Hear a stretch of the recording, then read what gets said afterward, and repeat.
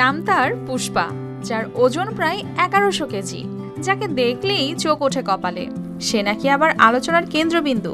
শুধু তাই নয়, কোরবানি ঈদকে সামনে রেখে এই এলাকার খামারগুলোতে এভাবেই চলছে দেশীয় খাবারে গরু মোটাতাজাকরণের শেষ মুহূর্তের ব্যস্ততা। বিশাল এই দৈত্যাকার গরুর দাম হাঁকা হয়েছে 10 লাখ টাকা।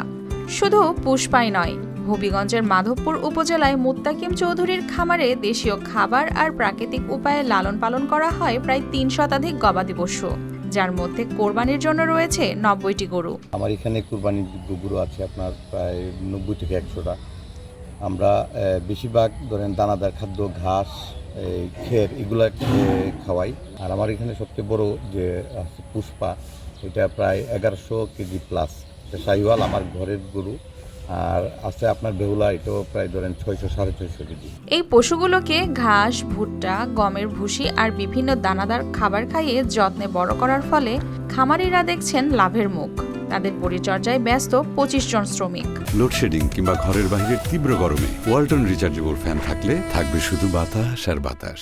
তবে কোরবানির হাটে ভারতীয় গরু প্রবেশ করলে দাম কমে যাওয়ার আশঙ্কাও করছেন তারা। আর যদি ইন্ডিয়া থেকে গরু না আসে, তাহলে বাংলাদেশের যত খামারি আছে সবাই আলহামদুলিল্লাহ মোটামুটি দামটা পাইব।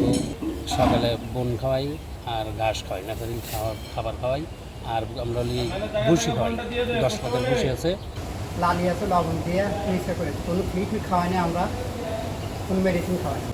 আমাদের যে লোক আছে এখানে, আমরা 25 জন কাজ করি বর্তমানে। সীমান্ত পথে ভারতীয় গরু যাতে প্রবেশ করতে না পারে সেজন্য বিজিবি নজরদারির জোরদার করবে বলে জানিয়েছেন প্রাণী সম্পদ বিভাগ।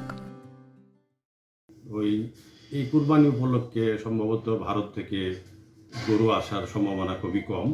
আমরা যাতে না আসে, বিজিবি অধিনায়ক ওনাকে আমরা অনুরোধ জানিয়েছি এই মিটিংয়ের মাধ্যমে বা আমাদের পক্ষ থেকে।